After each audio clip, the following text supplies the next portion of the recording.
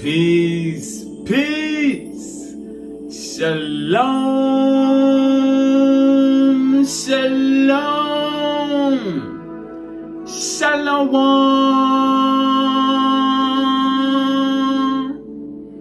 assalamu alaikum,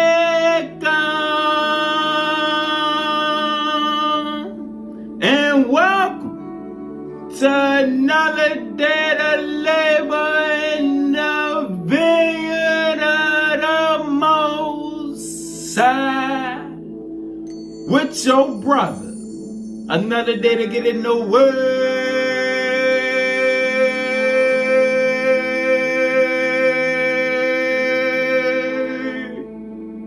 to see what the Most High got to serve. And what we eating on today is knowledge of the Eightfold Path. A little lesson on the teachings of the Buddha. Alright? And when you think of the Buddha, don't think of the Buddha that the popular mainstream sees. Because just like all of the other images that was tainted and altered and changed, the original Buddha looked like us, just like Krishna and Yahshua and the Israelites. Alright? But let's eat. Let's go into the Owaspi to read about the birth of Satya, Siddhartha, the Buddha.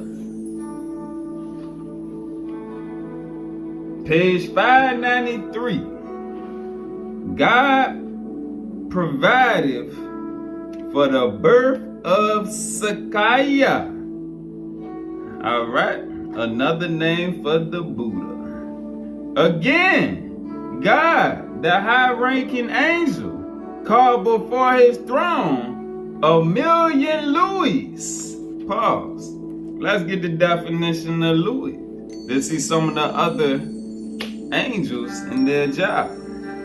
Louis, angels who provide the prenatal conditions for the birth of mortals designed for special work by the gods or lords, synonymous with masters of generations, below the rank of lords and above the rank of Ashars, guardian angels. Alright, so we see the Louis, they got a job to work with mortals that are about to birth people appointed for special missions. Alright, again, God called before his throne 1,000,000 Louis and appointed Ashasa, chief over them, saying, "Thou, Ashasa, go down to the earth, to the land of vending you," speaking of India, Hindustan, "taking these hosts with thee, and thou shalt establish a heavenly place of worship, which shall be thy headquarters. Behold, I have given thee many generations in which to bring about the desired result. Survey thou, then, the generations of faiths in the land, and take thy choice as to place and caste and family. He whom thou shalt bring forth for this purpose shall be of some royal family, a prince of high estate. I shall prove through him that for love of righteousness and to serve the Great Spirit, he will forsake his kingdom and family and friends and all earthly things and desires, and make himself as a poor man." Alright, because he was born in the wealth. Alright, he was born as a prince. "Dwelling with the poor, laboring with them, teaching them, and instructing them." Verse 7. "And thou shalt provide unto this man many disciples and roadways for him to travel, and places to preach, and provide followers unto him to go about with him. For without these, his preaching and practice will be of little avail. See to it then, that there may be born in the world a sufficient number to be disciples and followers of his doctrines, that he may be a power in the world for reestablishing the faithless in the Great Spirit. And thou shalt so provide these births that they will be of the same period of time. All right, so they set it up where the disciples and the Buddha, they all came at the same time, all right, to prepare for the mission. All right, we're gonna come back to the Owaspy. Now, let's go to the teaching of the Buddha. The teaching of the Buddha. Page 38. The Fourfold Noble Truth. The world is full of suffering. Birth is suffering. Old age is suffering. Sickness and death are sufferings. To meet a man whom one hates is suffering. To be separated from a beloved one is suffering. To be vainly struggling to satisfy one's needs is suffering. In fact, life that is not free from desire and passion is always involved with distress. This is called the truth of suffering. All right, you see it's called the Fourfold Noble Truth. This is the first aspect. The truth of suffering. The cause of human suffering is undoubtedly found in the thirst of the physical body and in the illusions of worldly passion. If these thirsts and illusions are traced to their source, they are found to be rooted in the intense desires of physical instincts. Thus, desire, having a strong will to live as its basis, seeks that which it feels desirable, even if it is sometimes death. This is called the truth of the cause of suffering. If desire, which lies at the root of all human passion, can be removed, then passion will die out and all human suffering will be ended. This is called the truth of the cessation of suffering. In order to enter into a state where there is no desire and no suffering, one must follow a certain path. The stages of this noble eightfold path are right view, right thought, right speech, right behavior, right livelihood, right effort, right mindfulness, and right concentration. This is called the truth of the noble path to the cessation of the cause of suffering. People should keep these truths clearly in mind, for the world is filled with suffering, and if anyone wishes to escape from suffering, he must sever the ties of worldly passion, which is the sole cause of suffering. The way of life which is free from all worldly passion and suffering can only be known through enlightenment. And enlightenment can only be attained through the discipline of the Noble Eightfold Path. All right. Let's keep eating. Let's go to the 8th superscript. The 8th superscript. Thou shalt be the wisdom.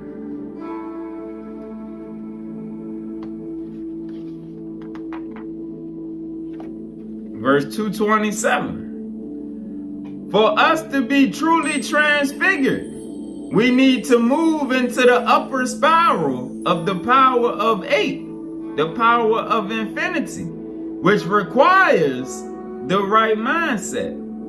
Siddhartha Gautama, Buddha, in one of his first teachings after enlightenment, defined key methods for consciousness awakening, which have been called the Eightfold Way, or the way of liberation. As recorded in Buddhist texts, it is seen as the way to break the karmic links and to move beyond the realms of reincarnation, or simply to accomplish our spiritual mission in life, and to exist in a life beyond suffering and pain. The Eightfold Way, or the Noble Eightfold Path, is a pathway to marshal the soul to receive higher knowledge through a state of mind which is ultimately a state of positive entanglement. Through a state of mind which is ultimately a state of positive entanglement within the consciousness non-local fields of higher wisdom. The 8 practices are traditionally cited as follows. 1, the first one, the right view. This is the essence of true wisdom. It is a view that everything can be known from a clear perspective of truth. This is why Yahshua taught, sanctify them with thy truth. It starts in viewing the world by the true overview effect, but it also must include the Christian as well as Buddhist knowledge that death is not the end of life. With wisdom, we gain the ability to see clearly beyond the illusions of life, helping us to make the right decisions. The view includes a clear vision of past, present, and future events, as well as higher levels of the cosmos from our over-self reality. 2, the right intention. Wisdom tells us that we need to set our intentions if we are to live and fulfill our mission in life. Although each person's mission is unique, our intention should always be how best we can serve all humanity and all life. All right? Because remember, even Jesus, Yahshua, Emmanuel, was a servant. And he taught all of his disciples that they also have to be servants, because all of us is a servant to one another with the gifts that we've been given to get back into creation. All right? The greatest among you is the least, is what he taught. All right? Setting that intention brings forth the gifts and powers of the Holy Spirit into our lives. 3, right speech. Remember the other day when we read about the 5th chakra? All right? Truth, speaking truth. 3, right speech. The Indian statesman and philosopher Gandhi said, your beliefs become your thoughts. Your thoughts become your words. Your words become your actions. Your actions become your habits. Your habits become your values. Your values become your destiny. With wisdom, we realize that it is not just what we say, but what we think and believe. That is, the thoughts behind our words, which are important. So we must begin to think and function on higher levels of unity consciousness. Then, as we speak, we say words inspired by the Spirit. 4, right action. This key also speaks to the 8th commandment, thou shalt not steal. Here, it is clear that actions have direct effects. In the East, this is known as karma. We need the wisdom to understand our actions and how they are affecting everything around us. Making the right choices allow us to move into harmony with wisdom, love, and compassion to manifest positive actions in this world. I'm gonna show this picture right here. The picture of the Eightfold Way through personal transformation. All right, because the whole journey is about self. Personal transformation. All right, and that's what a lot of people get twisted. It's not really about everyone else. It's about self. But as you learn to connect with self, you connect with the oneness of everyone else, because there's only one Jah, one Allah, one spirit connecting, binding everything in creation. All right, and that's why love is the fulfillment of the law. And when you find love within self, you look at the other cells around you and you just see aspects of Jaja everywhere. All right, the tree is an aspect of Jaja. The plants, that's Jaja. The animals, that's an aspect of Jaja right there. You just see life all around in the spirit of life. All right, now if you unlock that fourth chakra, that heart chakra, you won't hurt or destroy anything that has the spirit of life, which is why we're not supposed to eat the animals. All right, they souls, all right, with a journey and mission of their own to elevate. All right, but that's why love is the fulfillment of the law. All right, all of the 10 commandments. Love is the cord that overrides to where you won't break none of the commandments when you operating out of that heart chakra. All right, let's look at this other picture called the collective unity of body, mind, and spirit. All right, is a oneness, and it shows how it starts on the earth. All right, with transforming self, and that allows you to connect with the higher beings, along with your higher nature, your higher self, your higher body of light. All right, and from there, you just keep elevating. All right, growing, perceiving new heights, higher levels of light. All right, and we just keep moving up the chain. 5, right livelihood. Wisdom is she who provides us the knowledge that can guide us at every moment of our lives.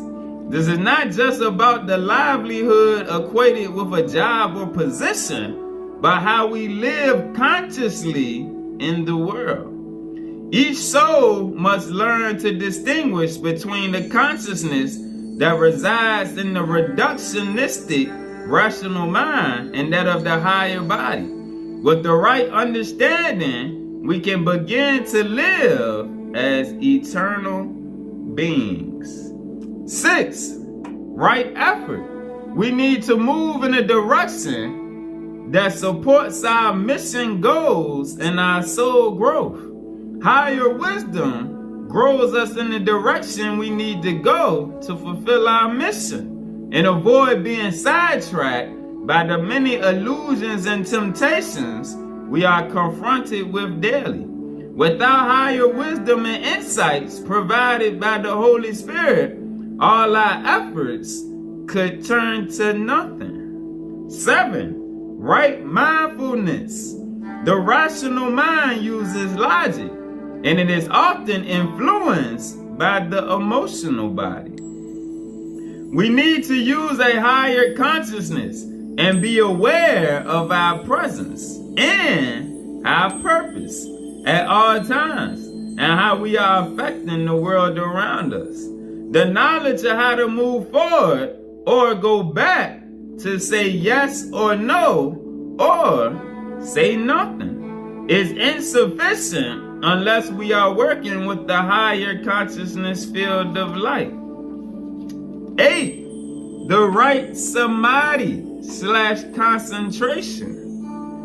With higher wisdom, we know infinite worlds exist, as our mind is taking off this spatial dimension into the heavens. And you see it says as our mind, all right, because the all is mind, all right. And if you read the Kabbalion, one of the teachings of Hermes or Thoth or Enoch, it teaches you at the beginning, the mind is the all right, just like in the beginning of the keys, the creative mind is Lord, Adonai, the Redeemer. Mind, as our mind is taking off the spatial dimension into the heavens. Yet, if we leave the planetary system, we may soon return, as true spiritual work is family work, as we are part of a collective mind and integral to collective ascension. Although some may see it as focusing on higher states of consciousness as individuals, it really is unifying collectively our minds to the mind of the family of light that is being made ready for the day of graduation.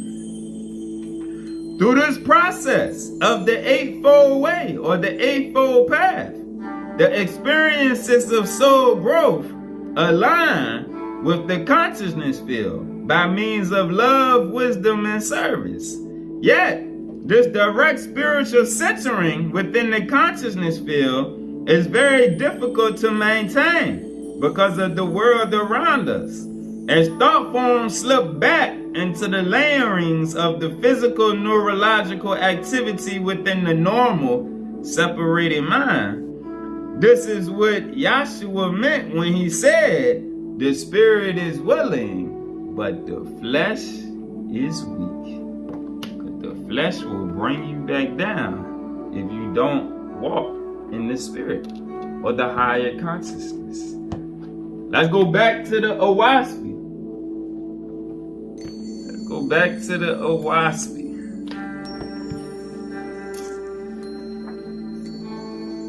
Page 606. Sakya's doctrines or the Buddha's doctrines. Verse 1. Sakya said, ye cannot associate with all men, for many are of diverse tastes and habits. Nevertheless, refuse ye not all association because of this, for there are such as are consonant with you, and such as are disagreeable to you, are nevertheless compatible to others. Amazah, the Great Spirit, had created a large field. His people are numerous, and there are many in the world so like unto others. They are as one in all things, just like in the Bible and in the biblical teachings when it teaches Zion are of one mind and one heart. Choose ye such, and as ye are one with one another, so are ye one with the Creator. But most of all, will virtue and industry and good works come into the world by the examples ye place before the young. Better is it to hide and subdue your temper in the presence of the young than to conquer a whole state by force of arms. The young, the youth, the children are your angels, given you by the Creator, and ye are their gods. The youth, the young ones, are your angels given you by the Creator, and ye are their gods. Consider ye then what kind of a kingdom ye raise up. Happiness on earth is answered by happiness in heaven, and that which is planted on earth is reaped in heaven. If you sow wickedness in the earth, the wicked angels from above are going to pick up them seeds, and they gonna come work with you to reap a harvest in your physical life. All right, as above, so below. Chapter 27. Purification is the first law I give unto you, and is the same as with the ancients, in which ye shall not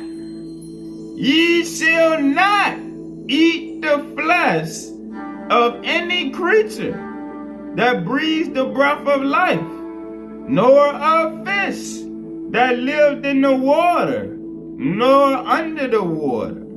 Ye shall bathe once every day, from the crown of the head to the sole of the feet.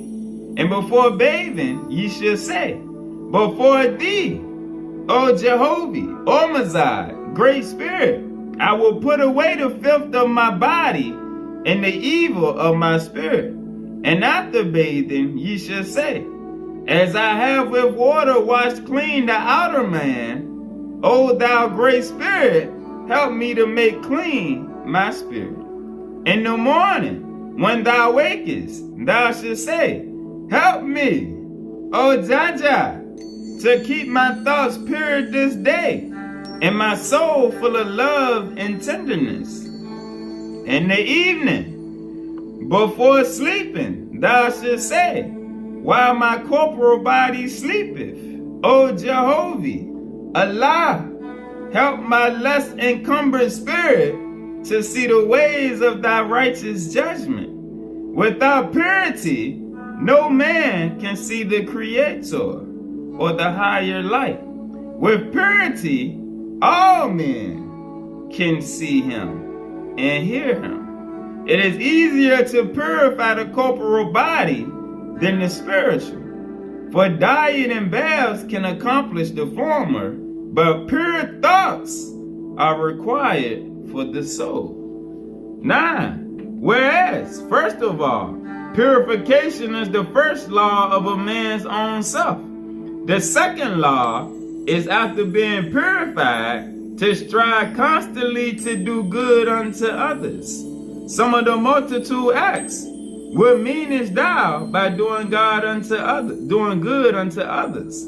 Sakiah said, to inspire others unto purity first, and then to attain individuality. It had been said from time without end that to help the poor, to give to them, to serve them, is good works done unto others. But I say unto you, this is but halfway to that which is good. For ye shall not only help them, but shall go and teach them how to help themselves. This is doing good unto others. Chapter 28, verse 3. Two things stand prominently before all men, about which there needs be no dispute: light and darkness. Whether ye call the light Yelin, or Hamazah, or God, or Suga, it matter little, provided the idea eliminated have reference to that which is the highest conceived of, who is ever present, and is the person from whom all persons sprung. And whether ye call darkness sin, or evil, or Satan, it mattereth little, provided the idea eliminated is that which is the extreme opposite of light. Without these two entities in view, light and darkness, to shun the one and strive for the other, a community is like racehorses, striving for a prize by running in circular capers instead of going on a well-provided track. Take no man nor woman into the family to first pledge to serve the all-person, Jehovah, Omazai, Jaja, Allah, Yahweh, with the full and willing heart, to shun Satan and his emissaries. Be circumspect. Alright. Chapter 29. Satan calleth out from a dark corner, saying, pause. Let's get a precept. Let's go to page 587. Read a little more about Satan. Verse 5. In which sermon all resurrection is of God, the higher light, who is Jehovah's Son. But to distinguish from which I named all that desire not resurrection in heaven, but love more the earth, Satan. And whoso love evil and practice it, I named Satan. And whoso combine as angels or as mortals to make anarchy, I named evil workers for hell. As God and heaven are of the resurrection, so are Satan, hell, and the devil of the declension. All right? And to simplify declension, take out the L, and you simply have descension. So the only two routes are ascension, which is resurrection, or descension, which is going down in the farther darkness, for lower levels of light. To one or other, to one of the other, resurrection, ascension, or descension, resurrection or declension, belong all men of the earth, and to one or the other belong all the spirits of the dead. None can stand still. All the living are on the move forever. All right? Because life does not go in a straight line. It goes in a helix format, a spiral. All right? Just like when we see pictures of the universe. All right? Everything goes in a spiral. That's how creation operates. Nothing is to stand still. All right? Back to verse 8. Satan calleth out from a dark corner, saying, Remain thou within the wicked world, and leaving the whole mess. Again, he calleth out from a dark corner, saying, Go thou away from the wicked world, and livest in that ascetic, praying alone, living alone. Talking about going be a monk. All right. Again, he calleth from a dark corner, saying, Thou and thy friends are too pure to mix with the world. Go ye away privily, and let the world take care of itself. All right. And that's telling you that it's a dark spirit that tells you to leave away from the world and the people in darkness and just go be by yourself. Now I say unto ye, do none of these things. And in the same breath, I say do all of them. All right? Do none of these things. And in the same breath, I say do all of them. This goes into the teachings of detachment, which is mental. All right? You got to detach mentally, because you can't leave the people of the world, the people in darkness, because they need our light.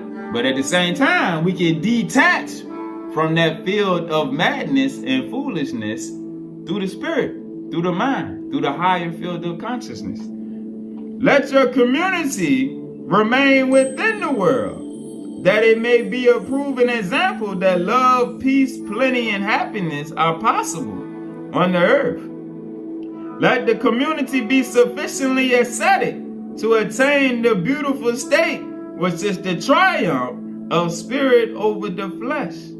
And as to the third proposition, take ye no part in the governments of men, of kings or queens, neither fight ye for them nor against them, for they live under the lower law. All right, and this is how all of us that stuck on political matters and worrying about politics and presidents and all of that stuff and who get appointed to this position and that position, it tells you right here, you living under the lower law.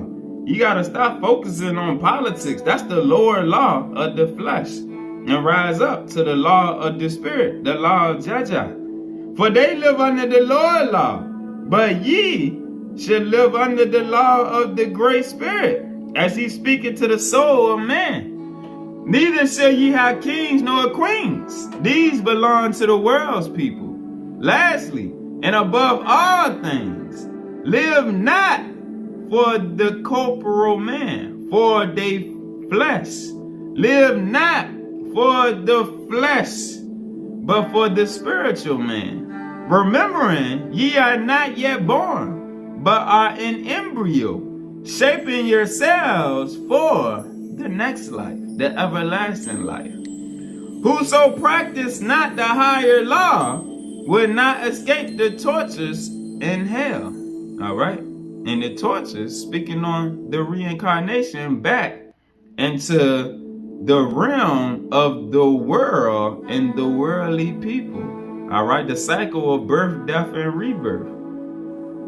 But if you practice the higher law, your next incarnation is guaranteed to be in a higher state, a higher position. And that don't mean necessarily you're going to make it to the angelic realm, but when you come back into the earth, you'll be put in a better position. But whoso liveth the higher law will pass on to nirvana, where dwell gods and goddesses of endless light. All right. Flatter not yourselves that ye shall suddenly reform all the world. Ye can at most but reach an arm's length. 3 doctrines have been now, are, and ever shall be on the earth. They are, first, the faithists, who know the all-person, the great spirit, the ever-present. Second, the idol worshippers, who make the creator into a man in heaven. And this is what all of the religions, including the Israelite religion, does. All right? The Hebrew brothers, as well as the Muslims and the Christians and the Jews, they all make the creator into a man in heaven who has feelings and who prefers these people over this people. All right? But right here, it tells us that's idol worship. You got to know the great spirit is the ever-present within everything. Second, the idol worshippers, who make the creator, the great spirit, into a man in heaven, and not present, but by proxy of certain laws. And third, infidels, who believe in nothing they cannot take up in the hand. They believe in nothing that they cannot take up in the hand and weigh, meaning they only believe with their physical eyes see. The faithists beget faithists. The idolaters beget idolaters. The infidels beget infidels. For these 3 conditions are but outward manifestations of the spirit within. The infidel is nearly devoid of spirit. The idolater have 1 grade more of spirit. But the faithists have spiritual ascendancy. Chapter 30. For 4 years, the Buddha preached, traveling from the east to the west and from north to south. And wherever he went, great multitudes came to hear him, for God had so prepared them. And there were with them 72 disciples, who were also inspired of God, to learn the wisdom of Sakaya's words. And the people of India were stirred up as they had not been since the time of Kapila. All right. Verse 6. Then God gave to Sakaya power of the death cast, whereat his own spirit went out of his corporal body, just like Yeshua, just like Krishna. Then God, the high-ranking angel, gave to Sakaya power of the death cast, whereat his own spirit went out of his corporal body, and stood in the presence of many men, and was seen by them, and his spirit spake to them, and they heard his words. And while his spirit was thus out of his corporal body, another angel of God came and inhabited it, and spake before the multitude. Now after these signs came to Sakaya, he preached again, and traveled 4 years more, showing these things wherever he went. And on the occasions he explained the spirit of things, and the different heavens which he had visited. And he showed unto many that it was not imagination, for he left his corporal body, and went in spirit to far off cities and country places, showing his spirit in regions hundreds of miles remote. and he was recognized in the communities where he appeared. For there were learned men in those days, and they traveled to the places named to see his spirit, to witness if such a thing could be. And hundreds and thousands of them testified it was true. Sakiah said, of these matters be ye most expert in observation. For though they be proved to you, yet I declare to you, they are as nothing. For even magicians and spirits of darkness can attain to the same miracles. All right? Meaning, do not value just spiritual power, because the wicked, the sorcerers, also have those same abilities. Alright? Next, let's go to the fifth superscript. The fifth superscript. Thou shalt be the family of light. Look at the picture. The nature of enlightenment, bringing forth peace and harmony. All right? And you see, that's the big nose Buddha. That's the original African Buddha right there. Verse 504. The Buddhas tell us, in order to understand our pilgrimage on Mother Earth, we must first understand the kingdom within ourselves, the temple of our body, and the sanctuary within our mind as we enter the greater temple.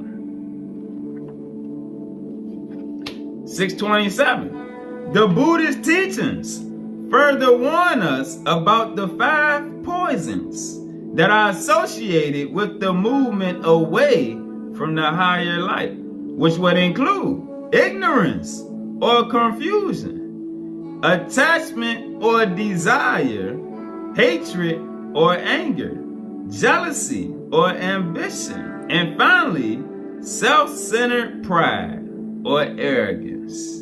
The reality of a beautiful and healed earth lives and breathes within each human heart, but it must start with us.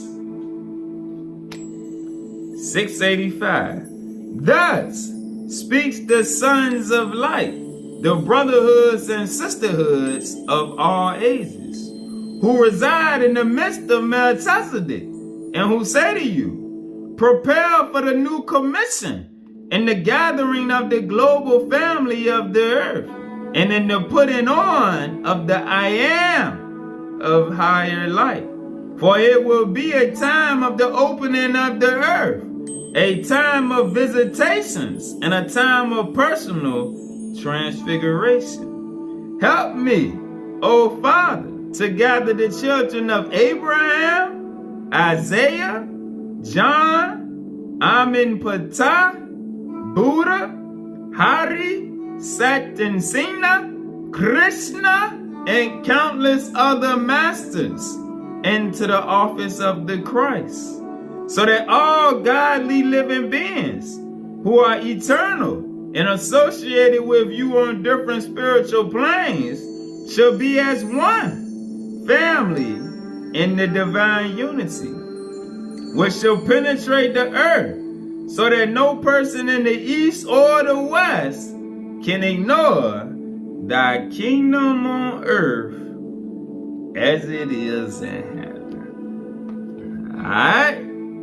So that's something right there to eat on. And remember, don't be just hearers of the word, but be doers of the word. Because application is the only thing that's gonna apply to your ascension. If you just a hearer of the word, you're gonna start to get stuck and wonder why you ain't continuing to grow at the pace that the family of light is pulling us towards. All right? But you gotta apply the things we learn. All right? the Eightfold Path, the dietary law of the higher path, the self-governing actions, all of the things that they teach us, we got to start to apply. And that'll allow us spiritually to all end up in the same position. All right? Peace.